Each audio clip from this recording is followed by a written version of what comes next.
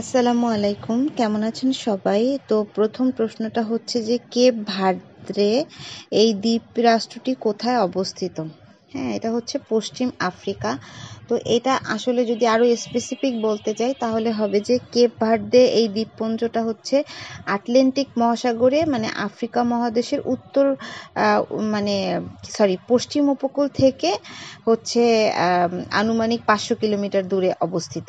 হ্যাঁ, তো এইখানে যে অপশনগুলো ছিল তার মধ্যে পশ্চিম আফ্রিকা ছিল, এই জন্য পশ্চিম আফ্রিকাই হচ্ছে সঠিক উত্তর। তো এই যে কেপ ভাদ্রে এটা হচ্ছে একটা অসাধারণ সমুদ্র সৈকত এবং এটা হচ্ছে সামুদ্রিক কচ্ছপের প্রজনন কেন্দ্র এবং জল ক্রিয়ার জন্য মানে বিখ্যাত। হ্যাঁ, মানে এটার দ্বীপটার হলো গিয়ে প্রাকৃতিক পরিবেশ খুবই সুন্দর। হ্যাঁ, এবং এটা হচ্ছে জল মানে পর্যটকদের কাছে এটা এই জন্য আর কি খুব পছন্দনীয়। হ্যাঁ, এবং সামুদ্রিক কচ্ছপ এখানে খুব সুন্দর করে মানে প্রজনন করতে পারে, এই জন্য এটা একটা খুব সুন্দর জায়গা। আর তাছাড়া এখানে বিভিন্ন প্রতিযোগিতাও হয়, যেমন হচ্ছে নৌযান ঘুড়ি, তারপর হচ্ছে আমরা আরো একটা জিনিস জানি যে উইন্ড সার্ফিং, মানে ওই যে সাববোর্ডের উপর দাঁড়ায় একটা পাল ব্যবহার করে যে এক ধরনের জলক্রিয়া হয় সেটা আর কি এখানে করা হয়। তারপরে হচ্ছে ভারত পাকিস্তানের মধ্যে ইন্দাস ওয়াটার ট্রিটি, যেটা হচ্ছে IWT। হ্যাঁ, এইটা কোন সালে স্বাক্ষরিত হয়? এটা হচ্ছে 1960 সালে স্বাক্ষরিত হয়। তো এটা হচ্ছে ভারত এবং পাকিস্তানের মধ্যে একটা মানে জল বন্টন চুক্তি। মানে কিছু কিছু জল মানে হচ্ছে ভারত ব্যবহার করবে এবং কিছু কিছু জল হচ্ছে পাকিস্তান ব্যবহার করবে। হ্যাঁ, তো এইটাতে মানে স্বাক্ষর করে হচ্ছে ভারতের প্রধানমন্ত্রী জওহরলাল নেহেরু এবং পাকিস্তানের হচ্ছে রাষ্ট্রপতি আইয়ুব খান।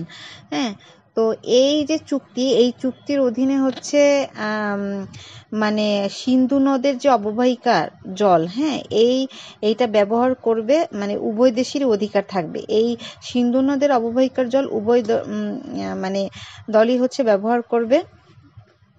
আর পূর্বের নদীগুলো যেমন হচ্ছে রাবি, বিয়াস বা শতদ্রু, এইটার পানিগুলো হচ্ছে ভারত ব্যবহার করবে এবং পশ্চিমের যে নদীগুলো যেমন সিন্ধু, ঝিলাম, চেনাব, এগুলার পানি হচ্ছে পাকিস্তানের জন্য নির্ধারিত থাকবে। হ্যাঁ,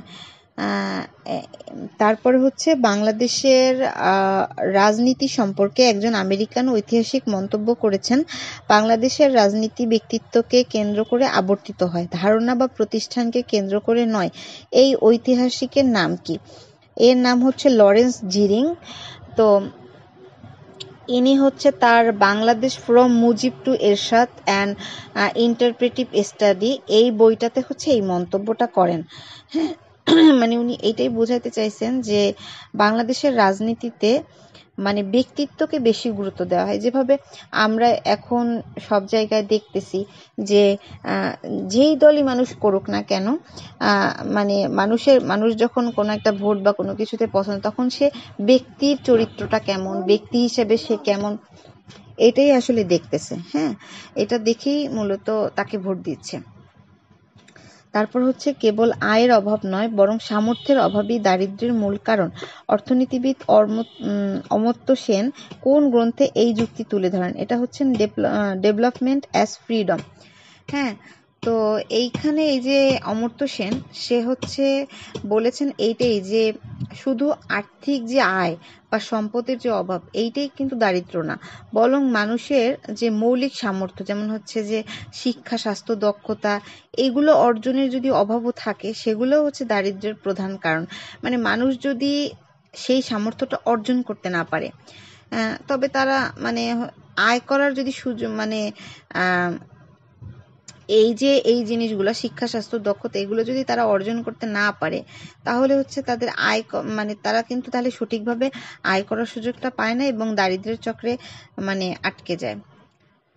তো আশা করছি সবার ভালো লেগেছে, সবাই ভালো থাকবেন। আল্লাহ হাফেজ।